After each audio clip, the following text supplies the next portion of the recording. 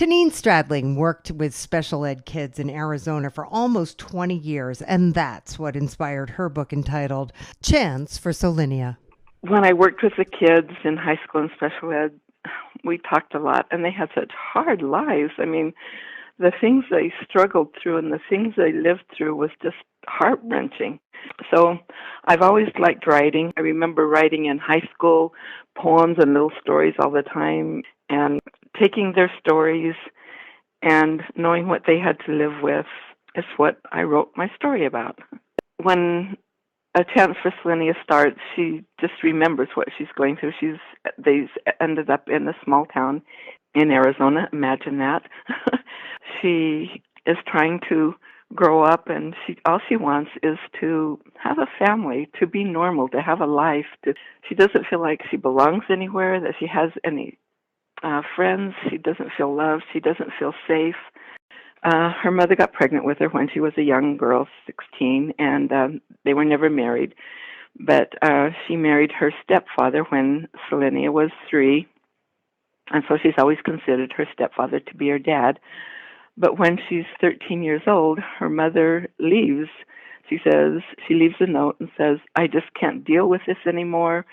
I've got a chance for something better, and I'm leaving you with Tom, her stepdad, because I know he'll take care of you. He always has, and when I get myself settled, I'll come back for you." And this really bothers Tom, and so he just ups and leaves and takes Solinia, and they go from town to job to school to living in ratty, run-down, horrible places, to living in the car. And finally the car breaks down, and she's 16 now.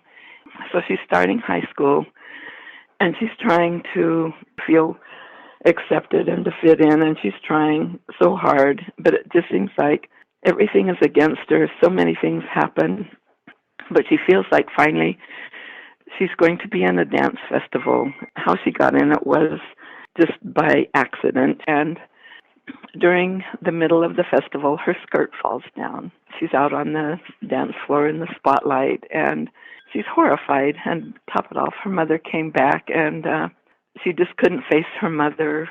And this is when she just started running and running and running till she couldn't go any farther.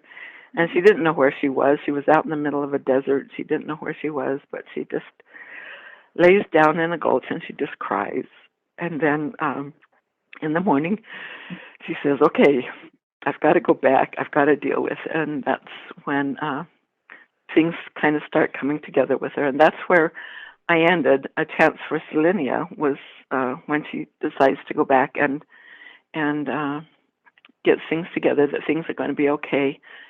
But then that's when everybody said they wanted more. So that's when I wrote It Could Be Worse. And she graduates from high school, and she finally has to decide, okay, what am I going to do? I don't belong anywhere. I don't know what to do. And I'm sure you've talked to writers before when it just seems like Solinia took over. I didn't know what I was going to write for her, but she just took over the telling of the story, what she wanted in her life.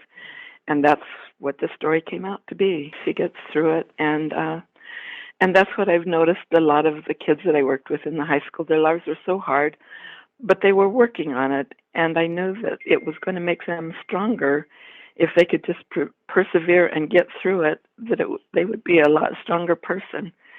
This is a great book for kids, for students.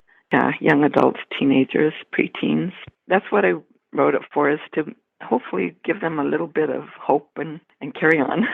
Well, I definitely think you've accomplished that. Thanks so much. We're going to take a quick break, but we're coming right back. This is the Page Publishing Book Club.